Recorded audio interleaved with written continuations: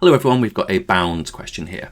So it says t is equal to w over a minus c, where w is equal to 435, correct to the nearest 5. A is 9.8, correct to two significant figures. C is 2.5, correct to two significant figures. By considering bounds, calculate the value of t to a suitable degree of accuracy. You must show all your working and give a reason for your final answer. Now, the most important statement there is that suitable degree of accuracy, because when they say that, it means a very, very particular and specific thing.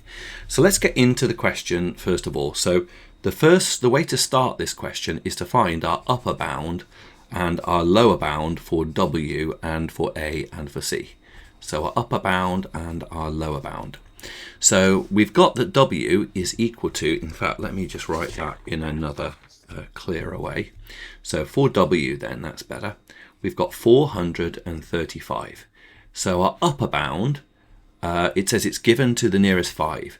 So therefore we need to halve the 5 that's at the end and add that on to get our upper bound. So our upper bound is going to be 437.5.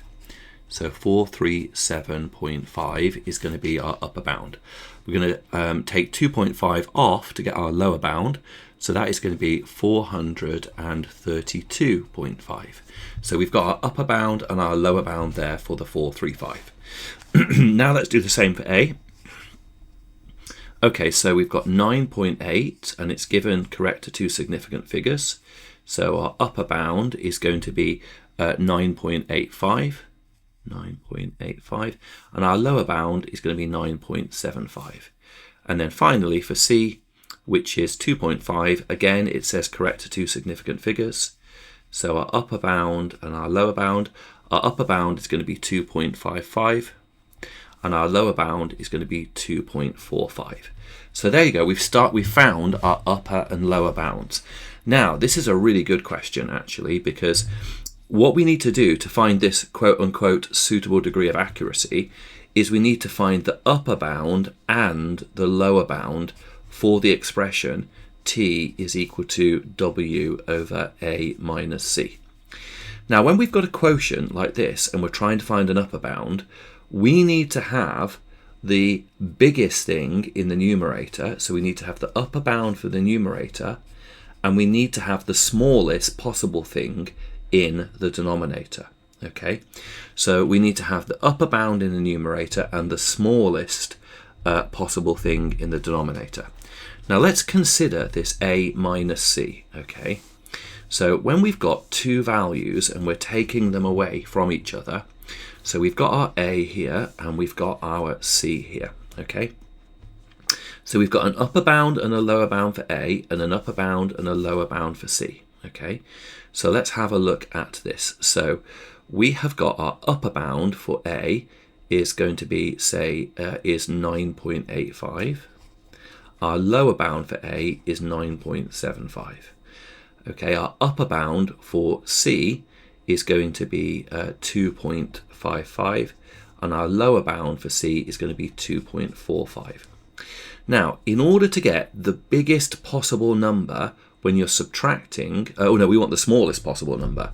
So we've got, let's just try and make this a bit clearer here. So there's our numbers. We've got an upper and a lower bound for each one of them. Now, in order to get a lower bound when we're taking two numbers away from each other, what we need to have is the gap being as small as possible. So we need to have the lower bound of the top of the first number and the upper bound of the second number. Okay, that's how we're going to get the smallest, the lower bound of a minus c.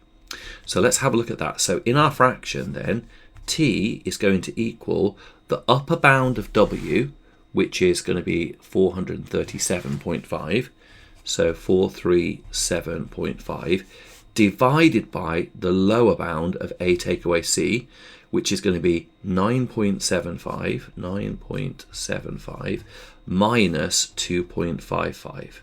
Okay, because that's the smallest that it can be. So let's work that out. That's going to be our upper bound for t. Okay, so if I write down ub for upper bound there.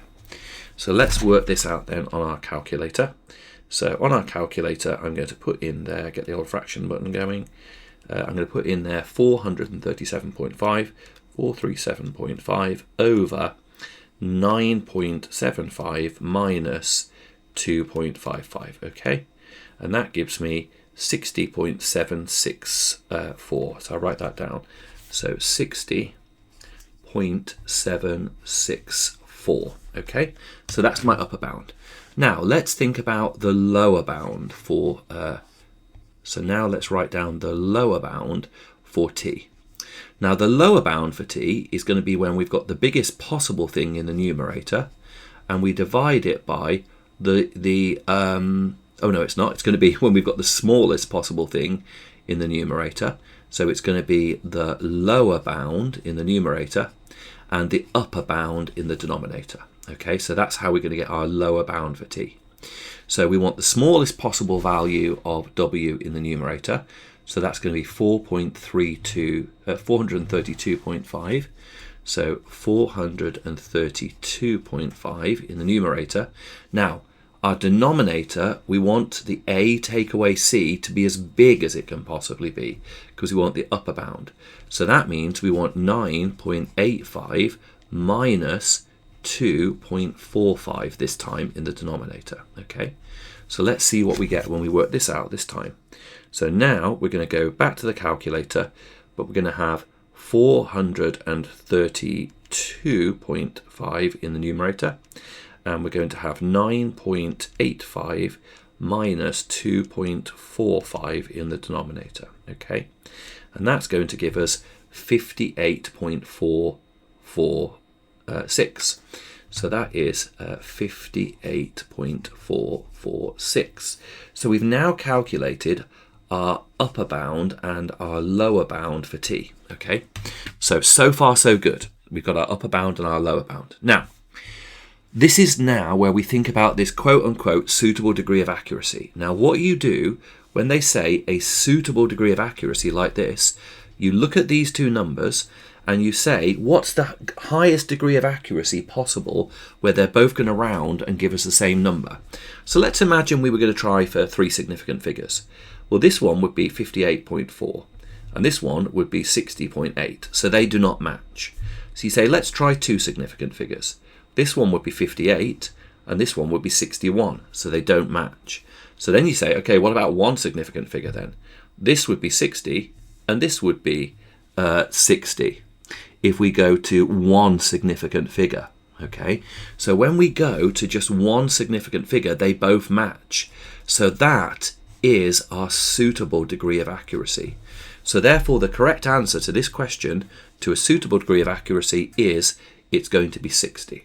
Okay, quite a lot going on with that question, and that's quite a nice question of its type. Okay, I hope you found that video helpful. Remember, if you're finding these videos useful, if you could like and subscribe to the channel, that's going to help me keep on making more videos moving forward.